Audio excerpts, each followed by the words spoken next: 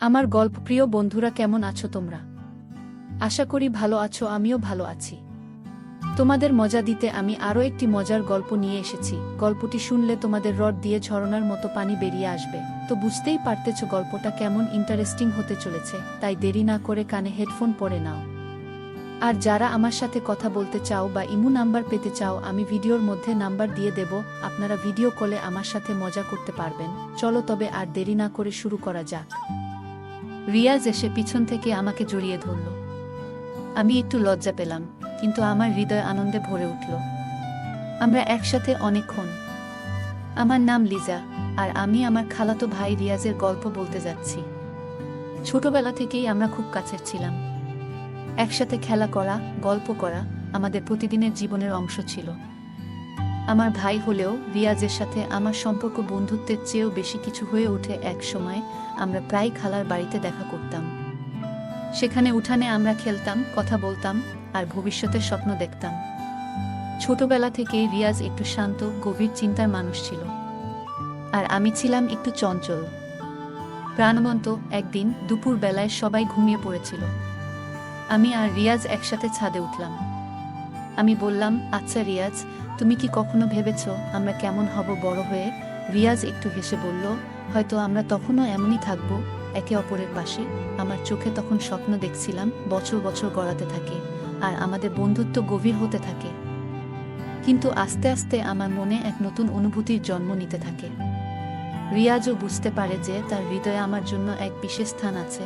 এক সন্ধ্যায়, যখন সূর্য ডুবছিল, আমরা গাছের ছায়ায় হাঁটছিলাম। আমি হঠাৎ থেমে গিয়ে বললাম, রিয়াজ, আমি কি তোমাকে কিছু বলবো? রিয়াজ তাকিয়ে থাকলো আমার চোখের দিকে। আমি একটু লজ্জা পেয়ে বললাম, আমি জানি না এটা কি, কিন্তু আমি মনে করি আমি তোমাকে ভালোবাসি। রিয়াজের মুখে এক চিলতে হাসি ফুটে উঠল। সে বলল, লিজা, আমি অনেকদিন ধরেই তোমাকে এটা বলতে চেয়েছি। আমি তোমাকে ভালোবাসি। আমাদের ভালোবাসা এখন গোপন, কারণ আমরা জানি পরিবারের সবাই এটা মেনে নেবে না। তাই আমরা চুপি চুপি দেখা করতে শুরু করলাম। একদিন রাতে সবাই ঘুমিয়ে পড়ার পর আমি জানালার পাশ দিয়ে বেরিয়ে আসলাম। রিয়াজ বাইরে অপেক্ষা করছিল। আমরা চলে গেলাম নদীর ধারে। সেখানে বসে আমরা অনেকক্ষণ কথা বললাম, স্বপ্ন দেখলাম, আর একে অপরের উপস্থিতি উপভোগ করলাম। রাতে যখন সবাই ঘুমিয়ে থাকত, আমি আমার রুম থেকে বেরিয়ে এসে রিয়াজের রুমে যেতাম। আমরা মৃদু আলোতে কথা বলতাম, বই পড়তাম, কখনো একে অপরের চোখে চোখ রাখতাম। আমি রিয়াজের কাঁধে মাথা রেখে বলতাম, তুমি জানো, আমি সারা জীবন এভাবেই থাকতে চাই। রিয়াজ মুচকি হেসে বলতো, তুমি আর আমি, লিজা, আমরা একসাথে সবকিছু পারবো। এক বিকেলে বাড়ির সবাই বাইরে গিয়েছে। আমি আর রিয়াজ একসাথে বাড়িতে। আমি রান্নাঘরে কিছু বানাচ্ছিলাম। রিয়াজ এসে পিছন থেকে আমাকে জড়িয়ে ধরল। আমি একটু লজ্জা পেলাম, কিন্তু আমার হৃদয় আনন্দে ভরে উঠল। আমরা একসাথে অনেকক্ষণ কথা বললাম, হাসলাম, আর একে অপরের সাথে আরও বেশি ঘনিষ্ঠ হয়ে উঠলাম। এক রাতে যখন সবাই ঘুমিয়েছিল, আমি জানালা দিয়ে বাইরে বেরিয়ে আসলাম। রিয়াজ অপেক্ষা করছিল। আমরা চুপি চুপি বাগানে গিয়ে বসলাম। রিয়াজ আমার হাত ধরে বলল, তুমি জানো লিজা, তুমি আমার জীবনের সবচেয়ে গুরুত্বপূর্ণ মানুষ। আমি মৃদু হাসি দিয়ে বললাম, তুমিও আমার জন্য। তাই রাত গভীর হলে আমি আমার ঘরের জানালা দিয়ে বেরিয়ে এসে রিয়াজের রুমে যেতাম। রিয়াজ জানালার পাশে দাঁড়িয়ে থাকতো, আমার অপেক্ষায় ছিল। আমি তার কাছে গিয়ে দাঁড়াতাম। আমরা একে অপরকে দেখে মুচকি হাসতাম। আমি বললাম, রিয়াজ, আমরা কি এভাবে কতদিন থাকতে পারবো? রিয়াজ গভীরভাবে তাকিয়ে বলল, আমরা একে অপরকে ভালোবাসি, এটা সবচেয়ে বড় কথা। তারা একে অপরের খুব কাছে এসে দাঁড়াত। রিয়াজ আমার চুলে হাত বুলাত। আমি চোখ বন্ধ করে সেই স্পর্শ উপভোগ করতাম। আমরা তখন অনেকক্ষণ কথা বলতো, নিজের স্বপ্ন আর ভালোবাসার গল্প শেয়ার করতাম। রাতে যখন বাড়ির সবাই ঘুমিয়ে থাকতো, আমি আর রিয়াজ একসাথে বসে থাকতাম। রিয়াজ আমার হাত ধরে বলতো, তুমি জানো লিজা, আমি তোমাকে ছাড়া থাকতে পারবো না। আমি চোখে পানি নিয়ে বলতাম, আমিও না রিয়াজ। তারা একে অপরের খুব কাছে এসে দাঁড়াত। রিয়াজ আমার চুলে হাত বুলাত। আমি চোখ বন্ধ করে সেই স্পর্শ উপভোগ করত। তখন অনেকক্ষণ কথা হতো, ভালোবাসা প্রকাশ করা হতো, নিজের স্বপ্ন আর ভালোবাসার গল্প শেয়ার করতাম। একদিন আমরা ছাদে বসেছিলাম। রাতের আকাশে তারা ঝিকিমিকি করছিল। আমি বললাম, রিয়াজ, আমরা কি একসাথে এই তারার নিচে সারা জীবন কাটাতে পারবো? রিয়াজ আমার কাঁধে হাত রেখে বলল, হ্যাঁ, আমরা পারবো। আমরা সবকিছু পারবো। আমাদের ভালোবাসা প্রকাশ করতে গিয়ে তারা অনেক ঝুঁকি নিয়েছিল।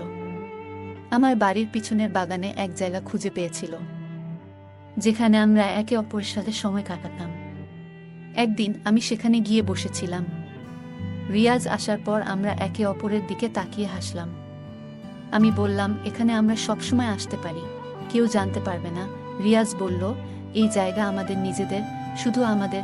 আমরা একে অপরের প্রতি অসীম বিশ্বাস ও ভালোবাসা অনুভব করত। আমি বলতাম, তুমি আমার জন্য সবকিছু রিয়াজ। রিয়াজ মৃদু হেসে বলতো, তুমিও আমার জন্য সবকিছু শুভ্রা। তাদের ভালোবাসা একে অপরকে শক্তি দিত, সাহস দিত।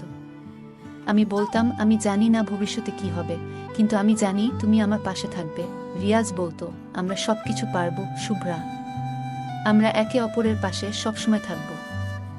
আমরা একসাথে অনেক সময় কাটাতাম। রিয়াজ বলল, শুভ্রা, আমি তোমার সাথে সারা জীবন কাটাতে চাই। শুভ্রা মৃদু হেসে বলল, আমিও রিয়াজ। আমরা সবসময় একসাথে থাকব। আমরা একে অপরকে নিয়ে অনেক স্বপ্ন দেখতাম।